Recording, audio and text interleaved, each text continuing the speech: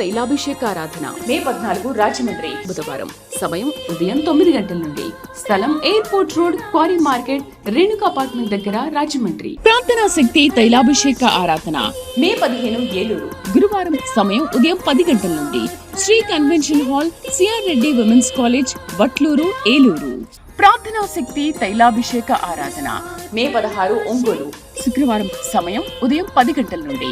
స్థలం A1 convention hall, old Guntur road, Ongole. ప్రార్థనా శక్తి తైలాభిషేక ఆరాధన మే 17 గుంటూరు శనివారం. మొదటి ఆరాధన ఉదయం 7 గంటల నుంచి, రెండవ ఆరాధన ఉదయం 10 గంటల నుండి. స్థలం సీతారాం టౌన్షిప్ ఎదురుగా, housing board colony, Nallapadu road, Guntur. ప్రార్థనా శక్తి తైలాభిషేక ఆదివారపు ఆరాధన సమయం ఉదయం 8:30 గంటల నుండి. స్థలం వైస్రాయ్ గార్డెన్స్, జుబ్లీ బస్టాండ్ ఎదురుగా, సికింద్రాబాద్. యేసయ్య నామములో మీకు వందనాలు తెలియపరుస్తూ ఉన్నాను. ప్రియులరా, ఈ దినం కొరకు దేవుడు సిద్ధపరిచిన వాగ్దానాన్ని మనం స్వాధీనపరచుకుందాం. నహూము గ్రంథం 1వ అధ్యాయము 12వ వచనం ద్వారా ప్రభు మిమ్మల్ని దర్శిస్తూ ఉన్నారు. నహూము గ్రంథము 1వ అధ్యాయము 12వ వచనం. యెహోవా సెలవిచ్చినదేమనగా, వారు విస్తారమై పూర్ణ బలము కలిగి ఉన్నను, కోత ఎందున్నట్లు వారు కోయబడి నిర్మూలమగుదురు. నేను నిన్ను బాధ పెట్టితేనే నేనిక బాధ పెట్టను. ఈరోజు వాగ్దానం ఎంత మంచిగా ఉందో చూడు. అసలు దేవుడే నిన్ను బాధ పెట్టాడు, మళ్ళా ఇక బాధ పెట్టను అన్నట్టు. దేవుడు ఎందుకు బాధ పెడతాడంటే, మనం సరి అవ్వటానికి, మళ్ళా మనల్ని రెండంతలుగా ఆశీర్వదించడానికి, కొన్ని సమయాల్లో మనల్ని శోధనకు అప్పగిస్తాడని. యోబుని దేవుడు శోధనకు అప్పగించినప్పుడు అపవాది అతనిని అన్ని రకాలుగా బాధ పెట్టింది, చాలా నష్టం కలగజేసింది, ప్రాణాన్ని తీయలేకపోయింది. ఆ అధికారం దేవుడు ఇవ్వలేదు. ఆస్తిని, అంతస్తుని, ఐశ్వర్యాన్ని, కుటుంబాన్ని గలిబిలి చేసింది. మళ్ళా ఆ సాతానుడు మళ్ళా నేను చాలా బాధ పెట్టాను, కానీ అంత గొప్ప మనుషుడు ఈ లోకంలో లేడని సాక్ష్యమే చెప్పింది. వెంటనే దేవుడు యోబు మొదటి స్థితి కంటే రెండంతలుగా దేవుడు 2 times ఆయన బ్లెస్ చేసి, ఈ రోజుకి ఆ ఊజు దేశంలో యోబు చరిత్ర కనబడుతూనే ఉంది. గొప్ప అద్భుతం. మస్కట్ అనేటువంటి ఆ ప్లేస్లో యోబు చరిత్ర కళ్ళకు కట్టినట్టు కనబడుతుంది. యోబు గారి సమాధి కూడా అక్కడ ఉంది ఈ రోజు వరకు. అందరూ కూడా వెళ్ళి చూస్తూ ఉన్నారు. ప్రియులరా, బాధలు కలుగుతాయి, శోధనకు అప్పగిస్తాడు మనం. అయితే ఈరోజు వాగ్దానం ఏంటంటే, నేను నిన్ను బాధ పెట్టేనే, నేను ఇక బాధ పెట్టను అన్నాడు. అంతే. ఇక నీకు బాధలు రావు. ఏమొస్తాయంటే, అన్ని సంతోషమైన సమాధానం మాటలు వింటావు, గొప్ప లాభదాయకమైనటువంటి వర్తమానాలే వింటావు. వ్యాపారంలో, వ్యవసాయంలో, కల్చర్లో, అన్ని విషయాల్లో దేవుడు నీకు తోడుగా ఉన్నాడు. దేవుడు నీకు తోడుగా ఉన్నాడు. ఎంత అద్భుతం అంటే, మంచి మాట. యెహోవా సెలవిచ్చినదేమనగా, వారు విస్తారమై పూర్ణ బలము కలిగి ఉన్నను, కోత ఎందైనట్లు వారు కోయబడి నిర్మూలమగుదురు. నేను నిన్ను బాధ పెట్టితేనే నేనిక బాధ పెట్టను. అయిపోయింది. మీ బాధలు, కష్టాలు, టైం క్లోజ్ అయిపోయింది, ఎండ్ అయిపోయింది. మరి ఏంటి స్టార్ట్ అవుతుంది? ఆశీర్వాదం స్టార్ట్ అవుతుంది. ఎలుగెత్తి సాక్ష్యం చెప్తారు. మీరు నన్ను కలుస్తారు తొందరలో. ఈ మాట మీరు రిసీవ్ చేసుకుంటున్నారు కదా, ఈ మాట దీవెన ఎలా నెరవేరిందో తైలాభిషేక ప్రార్థనకు వచ్చో లేకపోతే ఎక్కడైనా కలిసి నాతో మీరు షేర్ చేసుకోబోతున్నారు. ఎందుకంటే అంత దమ్ము గల దేవుడు వాగ్దానము నీ పట్ల నెరవేరబోతుంది. బలమైన కార్యమును చూడబోతూ ఉన్నావు. నిన్ను బాధ పెట్టినే ఇక బాధ పెట్టను అన్నాడు. శోధనకు అప్పగించనే ఇంక అప్పగించను. ఇక మీదట నిన్ను నా కౌగిటిలో ఎత్తుకుంటాను, నేను నిన్ను కింద నడవనివ్వను అన్నాడు. అంతే. అంటే అన్ని ఆశీర్వాదాలు పొందుకుంటావు. ఏడవకు. ఎందుకు ఏడుస్తున్నావు? ఎందుకు దుఃఖపడుతున్నావు? ఎందుకు అన్ని నెగిటివ్ ఆలోచిస్తున్నావు? మంచి సమయం ఆసన్నమైంది. ఇక నిన్ను బాధ పెట్టడైనా నిన్ను సంతోషపెడతాడు. భూమిని స్వాధీనపరచుకుంటావు, బంగారమును స్వాధీనపరచుకుంటావు. ఒక్కొక్కటి స్వాధీనపరచుకున్నప్పుడల్లా నువ్వు కృతజ్ఞతాస్తుతులు చెల్లిస్తావు. గర్భఫలాన్ని స్వాధీనపరచుకుంటావు. సమస్తములో భూఫలము, ఆత్మఫలము, అన్ని విషయాల్లో నీవు దేవునికి మహిమార్థముగా బ్రతుకుతావు. ఆత్మ తోడుండును గాక. ఆమేన్. వాక్య భాగంలోకి వెళ్దాం. చూడండి, ఆదికాండము 40వ అధ్యాయం మనం చూస్తే, జీవం గల దేవుని వాక్యములో ఈ మాటను మనం ధ్యానం చేసుకుందాం. 40వ అధ్యాయము మొదటి నుండి చదవండి ఒకసారి. అటు పిమ్మట ఐగుప్తు రాజు యొక్క పానదాయకుడును భక్ష్యకారుడును తమ ప్రభు అయిన ఐగుప్తు రాజు ఎడల తప్పు చేసిరి గనుక ఫరో పానదాయకుల అధిపతియు భక్ష్యకారుల అధిపతియునైన తన ఇద్దరు ఉద్యోగస్తుల మీద కోపపడి వారిని చెరసాలలో ఉంచుటకై రాజు సంరక్షక సేనాధిపతికి అప్పగించెను. అది యోసేపు బంధింపబడిన స్థలము. దేవునికి మహిమ కలుగును గాక. గట్టిగా హల్లెలూయా చెప్పండి. జైల్లో ఎవరు పడతారు? జైల్లో ఎవరిని వేస్తారంటే తప్పు చేసిన వారిని వేస్తారు. జైల్లో తప్పు చేసిన వారిని చెరసాల్లో వేస్తారు. కానీ యోసేపు ఏ తప్పు చేయని వాడు జైల్లో పడ్డాడు. బాగా గమనించండి. ఏ తప్పు చేయలేదైనా, లేనిపోయిన కేసు, లేనిపోయిన నింద ఆయన మీద వేయటం వల్ల జైలుకి వెళ్ళిపోయాడు. ఆ జైల్లో కూడా దేవుడా నాకెందుకు ఇంత అన్యాయం చేసావు, నాకు మంచి దర్శనం ఇచ్చావు, ఆ దర్శనం ఏమైపోయింది అని యోసేపు ఎప్పుడూ అలాగ అడగల. యోసేపు దర్శనం ఏంటంటే ఆయన పన నిలబడింది. 11 చేనులో 11 పనులు ఆయనకి నమస్కరిస్తున్న దర్శనం అయింది. ఆయన దర్శనం రెండవది సూర్యుడు చంద్రుడు 11 నక్షత్రాలు నమస్కరిస్తున్న దర్శనం ఇది. ఆ దర్శనం చెప్పాక ఈయనకి శ్రమలు వచ్చినాయి. అప్పుడు అలా అన్నదమ్ములందరూ కూడా ఏమన్నారంటే, అంటే నీవు పెద్ద గొప్పవాడు అయిపోతావు, మేమందరం 11 మంది అన్నదమ్ములు, సూర్యుడు చంద్రుడు అంటే అమ్మ నాన్న, మేమందరం నీ కాలుకు దండం పెడతావురా అంటే, ఏమో దేవుడు నాకు దర్శనం ఇచ్చాడు, అది జరుగుతుంది, దర్శనము నెరవేరుతుందని అనుకునే కొలది శ్రమలు ఎక్కువైపోయినాయి. యోసేపుకి అమ్మివేయబడ్డాడు, లేని కేసులో బుక్ అయిపోయాడు. ఇక్కడ రాజుగారి దగ్గర 2 గొప్ప ఇన్ఛార్జీలు ఉన్నారు. వారిద్దరూ తప్పు చేశారు. తప్పు చేసి వారిని జైల్లో వేస్తే వారిద్దరూ కూడా జైల్లో కూర్చున్నాక వారికి కళ వచ్చిందంటండి. ఎవరికి చెప్పాలి? ఎవరికి కళ వచ్చింది? మళ్ళా ఖైదీలకు కళ వచ్చింది ఇద్దరికి. యోసేపు ప్రేమ చూడండి. నీతిమంతుడికి ఎన్ని శ్రమలు ఉన్నా కూడా శ్రమలలో ఉన్న వారిని ఓదారుస్తాడు. అదే గొప్ప దైవ ప్రేమ. ఆమేన్. ఆయన బాధపడుతూ లేని నింద భరిస్తూ నిందలు పాలైన వారి మధ్య ఉండి వారిద్దరూ కలలు కన్నారు. ఎవరిద్దరుని? రాజుగారి దగ్గర ఉన్నటువంటి పానదాయకుడు భక్ష్యకారుడు కలలు కన్నారు. ఆ కలలు ఏంటో అర్థం కాక వారు చదవండి. అక్కడ కింద మనం చూస్తే 6వ వచనం దగ్గర నుంచి చదవండి. తెల్లవారినప్పుడు బాగా చూడండి, వాక్యము ధ్యానం చేయండి. ఆదికాండం 40వ అధ్యాయం 6వ వచనం. తెల్లవారినప్పుడు యోసేపు వారి యొద్దకు వచ్చి వారిని చూడగా వారు చింతాక్రాంతులై ఉండిరి. ఎవరల్లో? తప్పు చేసిన వాళ్ళు. వారు ముఖములు చింతగా దిగులుగా ఏడుస్తూ కూర్చున్నారు. అప్పుడు వెంటనే యోసేపు అంటాడు, అతడు ఎందుచేత నేడు మీ ముఖములు. చూడండి, ఈయన కష్టాలే ఈయనకున్నాయి, ఈయన బాధలే ఈయనకున్నాయి, మళ్ళా కొత్త కష్టాల మీద వేసుకుంటాడు అనమాట. భక్తిపరుడు లక్షణం ఇది. ఆమేన్. భక్తిపరుడికి ఎన్ని కష్టాలున్నా, బాధలున్నా, ఇంకెవరైనా కష్టాల్లో ఉంటే ఆ కష్టాలు ఏదో సహాయం చేసేయాలి, ఏదో చేసేయాలని తపన ఉంటుంది.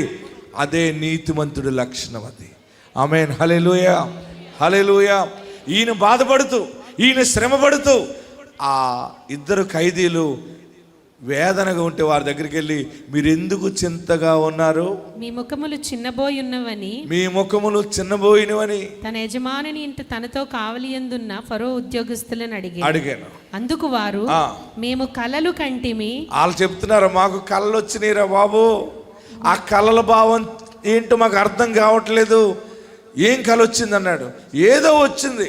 అప్పుడు అంటాడు యోసేపు, కళల భావములు చెప్పుట, ఎస్, భావములు చెప్పుట దేవుని ఆధీనములో ఉన్నాయి. ఆమేన్. ఏమంటే చెరసాల్లో కూడా ఇలాగ మాట్లాడే దమ్ము దేన్ని బట్టి వస్తుంది అతనికి? చెరసాలలో కూడా దమ్ము బలముగా ఉంది. ఓడిపోయిన స్థితి, అన్నదమ్ములకి దూరం అయిపోయి, తల్లిదండ్రులకి దూరం అయిపోయి, లేనిపోని కేసు పెట్టిన అమ్మాయి, ఆ పొతిఫర్ భార్య, ఇవన్నీ తలంచుకుంటే గోడను వేసుకుని కొట్టి చచ్చిపోవాలనిపిస్తుంది. అవన్నీ పక్కకు పెట్టి బాధపడుతున్న ఇద్దరు ఖైదీల గురించి వారిని ఆదరణిస్తూ ఉన్నాడు యోసేపు. భయపడకండి అని అక్కడ కూడా దేవుని వాక్యాన్ని ముందు పెట్టి వారిని ఓదారుస్తూ ఉన్నాడు. మీ కలల భావము తెలియపరచడం దేవుని ఆధీనంలో ఉంటుంది. ఆమేన్. అప్పులైపోయాం అనుకోండి, రోగం వచ్చింది అనుకోండి, ఎన్ని కష్టాలున్నా మనం అయినా చర్చికి మానం కదా, ఎన్ని బాధలున్నా ప్రార్థన మానం. ఎందుకంటే దేవుడే లేవనెత్తుతాడు, దేవుడే చూసుకుంటాడు. అప్పులోడు వచ్చి రకరకాలుగా నిన్ను తిట్టాడు అనుకోండి, ఆ తిట్లు నువ్వు భరించలేవు. అన్నం తింటున్నావా, అన్నం తినేలాగా మాట్లాడు అంటాడు. గడ్డి తింటున్నావా అని అనలేక తెలివిగా తిడతారు వాళ్ళు. ఎవరెన్ని తెలివిగా తిట్టినా నా దేవుడు నన్ను ఆశీర్వదిస్తాడు, మీ అప్పు తీరుస్తానని చెప్తావు. నువ్వు నీ మనసులో ఏడుస్తావు. బాధ ఎక్కువైపోయినప్పుడు ఆ అప్పు ఇచ్చిన వాడు మాట్లాడి వెళ్ళిపోయిన తర్వాత గదిలోకి వెళ్ళి దిండి తలగడ ముఖానికి పెట్టుకుని బోలరగా పడుకుని నేను ఎందుకు బ్రతకాలి, నాకు ఎప్పుడు ఇలాంటి అలవాటు లేవు, మాకు ఇలాంటి కష్టాలు వచ్చి పడిపోయినాయి, నువ్వు చూస్తున్నావా దేవా అని ఏడుస్తావు కదా. నీ ఏడుపు, నీ దుఃఖము, నీ బాధ దేవుడు చూశాడు. ఆ ఇంటిలోనే దేవుడు నిన్ను ఆశీర్వదిస్తున్నాడు, ఆ కుటుంబంలోనే దేవుడు నిన్ను ఆశీర్వదిస్తున్నాడు. ఆయన నిన్ను వదిలిపెట్టాడు. కొన్ని సమయాల్లో కష్టాలు కొని తెచ్చుకుంటాం. కొన్ని సమయాల్లో ఇంకా గట్టిగా హల్లెలూయా చెప్పండి, గట్టిగా హల్లెలూయా చెప్పండి, ఇంకా గట్టిగా హల్లెలూయా చెప్పండి, ఇంకా గట్టిగా హల్లెలూయా చెప్పండి. ఇబ్బందులు అయినాయి, కష్టాలు పడ్డాం, కానీ దేవుడు నన్ను తలగానే చేశాడు, నన్ను తోకగా చేయలేదు. బహుశా మీ భర్తలు, మీ భార్యలు తెలుసో తెలియకో ఎవరికైనా సంతకాలు పెట్టి కష్టపడుతున్నారేమో, ఎవరికైనా ధర్మం చేసి దరిద్రులు అయిపోయారేమో, మేలు చేసి శ్రమ అనుభవిస్తున్నారేమో. భయపడకండి, మీకు సమయం ఆసన్నమైంది. యోసేపు వలె బాధపడిన దేశమందు రెండంతలుగా దేవుడు అభివృద్ధి పరచబోతా ఉన్నాడు. ఈ నెల గుర్తుపెట్టుకోండి, ఈ నెల గుర్తుపెట్టుకోండి, ఈ రోజు గుర్తుపెట్టుకోండి, ఈ క్షణము నుండి నీ దరిద్రం అంతా దీవెనగానే దేవుడు మార్చుచున్నాడు. హల్లెలూయా చెప్పండి, ఇంకా గట్టి హల్లెలూయా చెప్పండి, ఇంకా గట్టి హల్లెలూయా చెప్పండి. మీరు బాధలు పడుతున్నారు, ఇబ్బందులు పడుతున్నారంటే అది నీతి నిమిత్తంగానే వచ్చిన కష్టాలు. మీరందరికీ నేను మాటిస్తున్నాను సేవకుడిగా, దేవుడిచ్చిన గొప్ప మాట ఏంటంటే మీరు బాధపడిన ప్రదేశంలో అభివృద్ధి 100% పొందుతున్నారంతే. ఆమేన్. ఆయన నిన్ను విడువడు, ఆయన నిన్ను ఎడబాయడు. యోసేపు ఆ ఖైదీలిద్దరిని పలకరించి మీకు ఎందుకు బాధ వచ్చింది, దేవుడున్నాడు, చెప్పు నీ కళ ఏమొచ్చింది. ఒకడన్నాడు ఇలా కళ వచ్చింది అన్నాడు. వెంటనే యోసేపు ఏమన్నాడంటే నీకు మరలా రాజుగారు 3 రోజులు ఉద్యోగం ఇస్తాడన్నాడు. ఇంకొకడికి కళ చెప్పాడు, రాజుగారు నీకు ఉరి శిక్ష వేస్తున్నాడు, నీ తల తీస్తున్నాడు అన్నాడు. కరెక్ట్గా యోసేపు కలల భావం చెప్పినట్టుగానే 3 రోజుల్లో ఆ మనుషుడికి తిరిగి ఉద్యోగం వచ్చింది. హల్లెలూయా చెప్పండి. ఆ ఉద్యోగం వచ్చినప్పుడు ఆ కలల భావం చెప్పే ఆ సంగతి ఆ ఖైదీ రాజుగారి దగ్గర ఉన్నాడు, ఫరో దగ్గర ఉన్నప్పుడు ఫరోకు వచ్చిన కలభావం ఎవరు చెప్తారా అన్నప్పుడు ఆ మనుషుడు చెప్పాడు, జైల్లో ఉన్నటువంటి యోసేపుకి కలల భావం చెప్పే వారం ఉందని చెప్పాడు. ఒరే ఆ ఖైదీని ఇలా తీసుకురారా హెబ్రీని అన్నారు. ఆ యోసేపుని ఫరో దగ్గర తీసుకొచ్చారు, స్నానం చేయించి పౌడర్ వేసి, పాన్స్ పౌడర్ వేసారు, ఏ పౌడర్ వేసారు మొత్తం మీద చక్కగా స్నానం చేయించి మంచిగా తీసుకొచ్చారు. బాబు నాకు కళ వచ్చింది, కలభావం ఎవడో చెప్పలేకపోతున్నాడు, నువ్వు చెబుతావా అంటే చెప్తాను, దేవుడిని అడుగుతాను, దేవుడు ఇస్తాడండి. ప్రార్థన చేసి చెప్పాడు, రాజా మీ రాజ్యంలో 7 సంవత్సరాలు పాడి పంటలు పండుతాయి, 7 సంవత్సరాలు కరువు వస్తుంది అని చెబితే ఆ రాజుగారు అన్నాడు, నాకు వచ్చిన కళకి భావం కరెక్ట్గా చెప్పావు, నీవు దేవతల ఆత్మ ఉన్న మనుషుడురా నువ్వు. ఆమేన్ హల్లెలూయా. అక్కడ క్యాబినెట్ మినిస్టర్స్ అందరూ ఉన్నారు, ఈజిప్ట్ మినిస్టర్స్ అందరూ ఉన్నారు, ఐగుప్తు మంత్రులందరూ ఉన్నారు, వారందరితో అన్నాడు. వారందరి మధ్య యోసేపు చెప్తా ఉంటుంటే, ఈ మనుషుడు దేవతల ఆత్మ కలిగిన వాడు, లేకపోతే ఈ మాట చెప్పలేడు అన్నాడు. అప్పుడు యోసేపుని రాజుగారు అడుగుతారన్నమాట, మరి 7 సంవత్సరాలు పాడి పంటలు మంచిగా పండినప్పుడు దీన్ని ఏం చేయాలంటే యోసేపు చెప్పాడు, మీరు నమ్మకమైన మనిషిని ఒకరికి దీని మీద పెట్టండి, ప్రధానిని. అప్పుడు యోసేపు పక్కకి వెళ్ళిన తర్వాత ఒక క్యాబిన్లో కూర్చోబెట్టారు. మరలా మినిస్టరు మీటింగ్ పెట్టారన్నమాట. క్యాబినెట్ మీటింగ్ పెట్టి ఫరో మాట్లాడుతున్నప్పుడు ఎవరికి అప్పగిందాం ఇదంటే అందరూ మాట్లాడింది, రాజుగారు మాట్లాడింది ఏంటంటే, ఆ 7 సంవత్సరాలు పాడి పంటల అభివృద్ధి అంతా కూడా ఆ కలల భావం చెప్పిన వాడినే ప్రధానిగా చేస్తే బాగుంటుంది అన్నారు. అమ్మివేయబడిన యోసేపు తన యజమానుడి భార్య లేనిపోని కేసు పెట్టి జైల్లో పాడేసిన యోసేపుని, ఆ ఖైదీలకి కలల భావం చెప్పిన యోసేపు ఆశీర్వాద గడి వచ్చినప్పుడు ఫరో మెడలో బంగారు చైన్ తీసి యోసేపు మెడలో వేసి, తన చేతినున్నటువంటి రాజవంగరం తీసి యోసేపుకి పెట్టి, నేను పేరుకి రాజునే కానీ సర్వ అధికారాలు నీకు ఇస్తా ఉన్నానని చెప్పి అక్కడే యోసేపుకి పేరు, ఐగుప్తు పేరు పెట్టి పట్టాభిషేకం చేసి ఐగుప్తులో యోసేపుని ప్రధానమంత్రిగా ప్రతిష్ఠ చేశాడు. ప్రమాణ స్వీకారం చేశాడు యోసేపు. గట్టిగా హల్లెలూయా చెప్పరే, ఇంకా గట్టిగా హల్లెలూయా చెప్పండి. మీరు అమ్మివేయబడిన స్థితి దాటొచ్చేసారు, ఆమేనండి. జైలు శిక్ష దాటొచ్చారు. ఇప్పుడు మెడలో బంగారము, చేతికి ఉంగరము, నీకు అధికారం ఇచ్చే సమయంలో నువ్వు అడుగు పెట్టావు. దేవుడు నిన్ను తలగా నియమిస్తా ఉన్నాడు. ఏ ప్రదేశంలో బాధపడ్డావో, ఏ మనుషుల మధ్య తల దించుకున్నావో, అక్కడే దేవుడు నిన్ను తల పైకి పైకి పైకి హెచ్చిస్తా ఉన్నాడు. నమ్మిన వారందరూ కూడా గట్టిగా చప్పట్లు కొట్టి కేకలు వేసి ప్రభుని స్తుతించు. హల్లెలూయా చెప్పండి, ఆపకుండా చెప్పండి, ఇంకా చెప్పండి, ఇంకా చెప్పండి. ఏ చెర నువ్విచ్చినా, ఏ బాధ నువ్విచ్చినా దేవుడు నీకు తోడుగా ఉన్నాడు. దానికి నేను సాక్షిని. ఆమేన్. యోసేపు దర్శనము నెరవేరిపోయింది. యోసేపు బట్టలు మారిపోయినాయి. యోసేపు స్టైల్ మారింది. దరిద్రంలో స్టైల్ ఉంటుంది మనకి, ఐశ్వర్యంలో ఒక స్టైల్ ఉంటుంది. ఆమేన్. బాగా గుర్తుపెట్టుకోండి, మీరు బాధపడిన చోట దేవుడు ఒక దూతగా నీ ముందు నిలబెట్టి మాట్లాడుతున్నాడంతే. బాధపడిన చోట అభివృద్ధి పొందుతావంతే. చివరిగా ఒక మాట చెప్తున్నాను. యోసేపుకి పోలీస్ ఎస్కార్ట్ ఇచ్చారు. ఏమిచ్చారు? ఆయనకి ఒక జీప్ ఇస్తారు కదా, ఈయనకి ఒక రథం. ఐగుప్తులో పోలీసులు, సెక్యూరిటీ, ఎస్కార్ట్ అంతా ప్రధాని. యోసేపు వస్తున్నాడు అనేటప్పటికీ రూట్లు క్లియర్ చేసేస్తున్నారు. ఈ యోసేపు ఆలోచిస్తాడు, నేను ఈ ఊర్లోనే, ఈ సెంటర్లోనే నన్ను ఈ ప్రజలు అమ్మారు, ఈ ప్రజలు కొన్నారు. ఈ ఊరు, ఈ ప్రాంతము, ఈ దేశంలోనే నేను లేని నిందపడ్డాను. ఈ ప్రదేశంలోనే జైలు అనుభవించాను. ఈ ప్రదేశంలోనే నా దేవుడు ప్రధానిగా నన్ను నిలబెట్టాడు. గట్టిగా హల్లెలూయా చెప్పండి. ప్రధానిగా ఉన్నాక పెళ్లి సంబంధాలు తెగొచ్చేస్తున్నాయటండి ఈయనకి.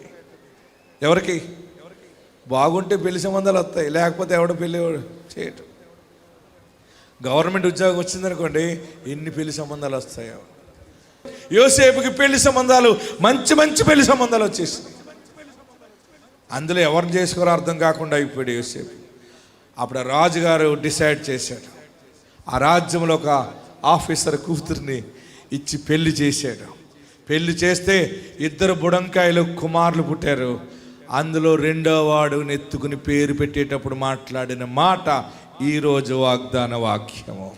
నేను ఏ దేశమందు బాధపడ్డానో ఆ దేశమందు దేవుడు నన్ను అభివృద్ధి పరిచాడు. అందుకని ఎఫ్రాయిం అని పేరు పెట్టాడు. ఈరోజు ఆశీర్వాదము మీ మీద కుమ్మరించబడును గాక. ఎక్కడున్నవారు అక్కడ లేచి నిలబడదాం. పరిశుద్ధాత్ముడు పైన మేఘస్తంభాన్ని పెట్టాడు, నీవు సమృద్ధిగా వాక్యం వినలాగా కూర్చోబెట్టడానికి. ఏం భయపడద్దు, దేవుడు మన పక్షముగా ఉన్నాడు. ఎక్కడున్నావు అక్కడ లేచి నిలబడండి. లేచి నిలబడి మీరు 2 చేతులు పైకెత్తండి.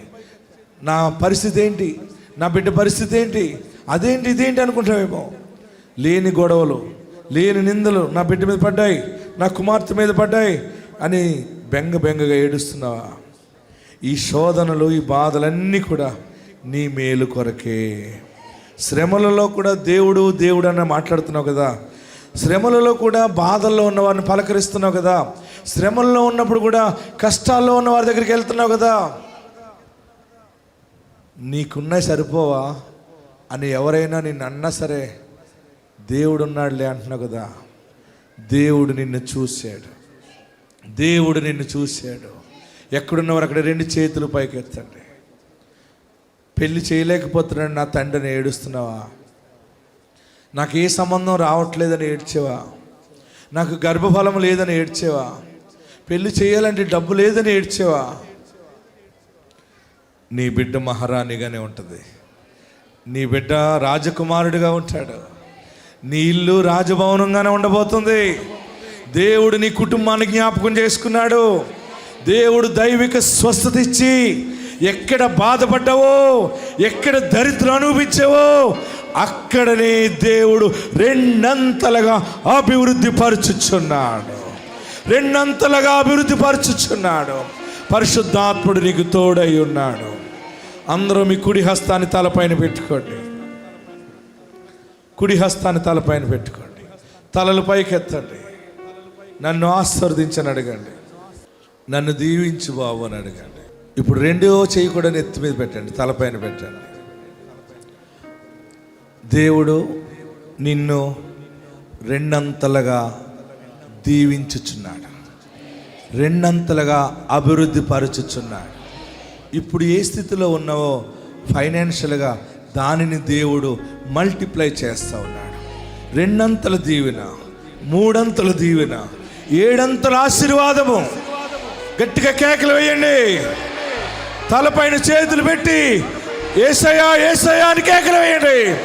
2 అభివృద్ధి, 2 దీవెన, 2 ఆశీర్వాదము. యేసయ్యా నా పాపాలు క్షమించనడు, యేసయ్యా నా దోషము క్షమించనడు. దేవుడు నీ పక్షముగా ఉన్నాడు, దేవుడు నీ పక్షముగా ఉన్నాడు. ఆయన నీకు న్యాయము జరిగించుచున్నాడు. ఆయన త్వరగా న్యాయము జరిగిస్తాడు. నీకు న్యాయము జరిగే సమయం ఇది. ఏ మెట్టెక్కి బాధపడ్డావో, ఎక్కడ బాధపడ్డావో, ఏ మనుషుల ఎదుట సిగ్గుపరచబడ్డావో, సమాధానం చెప్పలేక ఏడ్చేవో, అక్కడే 2 అభివృద్ధి. యోసేపు దీవెన, యోసేపు దీవెన, యోసేపు దీవెన 2 దేవుడు ఇస్తా ఉన్నాడు. ప్రార్థన చేద్దాం, అందరం ప్రార్థన చేద్దాం. హల్లెలూయా, హల్లెలూయా. నీవు నా తోడుగా ఉంటే చాలయ్యా, నీ సన్నిధి నాకు తోడుంటే చాలయ్యా. ఇప్పుడు అందరూ 2 చేతులు పైకెత్తి, 2 చేతులు పైకెత్తి. నా చెయ్యి నువ్వు పట్టుకో దేవా, నా చెయ్యి పట్టుకో. నువ్వు పట్టుకోపోతే ఎవరు పట్టుకోరు బాబు. నాకు నువ్వు తప్ప ఆధారం ఏది లేదయ్యా. నీ మాట, నీ ప్రేమ తప్ప ఆధారం లేదు బాబు. గర్భఫలం లేదు, పిల్లలు లేరా అని అవమానం చేస్తున్నారు నన్ను. నాకు బ్రతకాలని లేదు బాబు అని ఏడుస్తున్నావా? 2 చేతులు పైకెత్తి. కృపయే గదానా ఆశ్రయము. ఏడ్చేసే, నీ కన్నీళ్లను ముత్యాలుగా మారుస్తాడు ఆయన. కృప తప్ప ఆదుకునే వానికి చెయ్యి ఇవ్వలేవా? చెయ్యి పైకెత్తి. చేతులు లాగుతున్నా సరే నా చెయ్యిని పట్టుకో బాబు. నువ్వు తప్ప ఎవరు పట్టుకోరు, ఎవరు నడిపించరయ్యా. నీ కృప నన్ను విడువనిది, నీ కృప నన్ను ఎడబాయనిది, నిత్యము నిలచును నీ కృపా, నిత్యము నిలచును నీ కృపా. ఈ బంధకంలోంచి నేను రాలేను, నన్ను ఈ బంధకంలోంచి బయట పెట్టేవారు లేరని ఏడుస్తున్నావా? అయ్యో నాకు తండ్రి లేడని ఏడుస్తున్నావా? నా తండ్రి ఉంటే నన్ను ఈ సమయంలో ఆదుకుంటాను, నా తల్లి ఉంటే నాకు కష్టంలో ఒక ఆదరణ దొరికినేమో. తల్లి లేక తండ్రి లేక అనాదిగా అయిపోయిన ఏడుస్తున్నావా? దేవుడు నిన్ను ప్రేమిస్తూ ఉన్నాడు, యేసు నిన్ను ప్రేమిస్తూ ఉన్నాడు.